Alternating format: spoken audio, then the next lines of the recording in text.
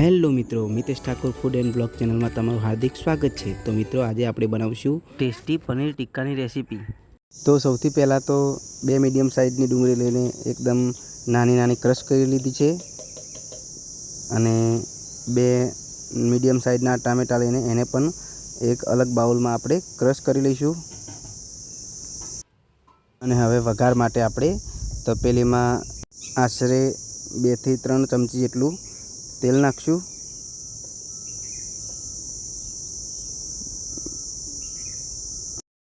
અને એમાં પછી આખા મસાલા નાખી દઈશું। લવિંગ છે, તજ છે, ચકરી ફૂલ છે, તમાલપત્ર અને સૂકા લાલ મરચાં આપણે અંદર નાખી દીધા છે। તેલ ઉકળવા માંડ્યું છે એટલે આપણે એમાં ચપટી હિંગ નાખી દઈશું અને પછી જે ડુંગળી ક્રશ કરીને રાખી હતી એને પણ આપણે અંદર તપેલીમાં નાખી દઈશું।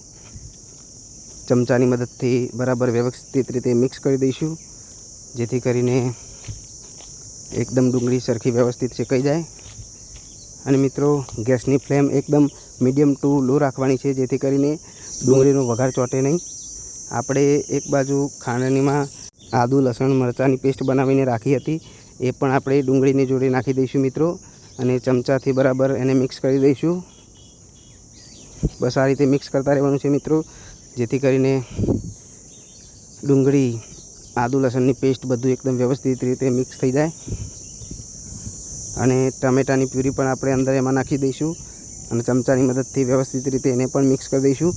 બસ આ રીતે મિક્સ કરતા રહેવાનું છે, ચમચો સતત ચાલુ રાખવાનો છે, બરાબર એને સરસ શેકવાનું છે, ક્યાંય કચાશ રહી ના જાય મિત્રો। એ રીતે આપણે ટામેટાને અને ડુંગળીને શેકવાના છે।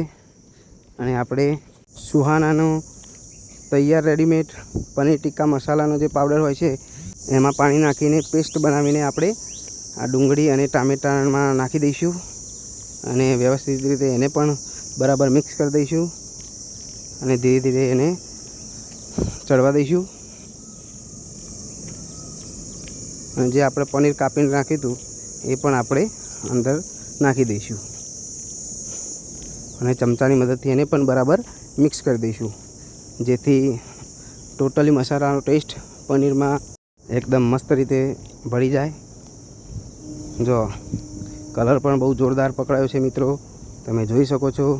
બધું પાણી જે છે એ શોષાઈ જાય અને ગ્રેવી તેલ છૂટું પાડવા માંડે એટલે આપણે એને સર્વ કરી દઈશું મિત્રો।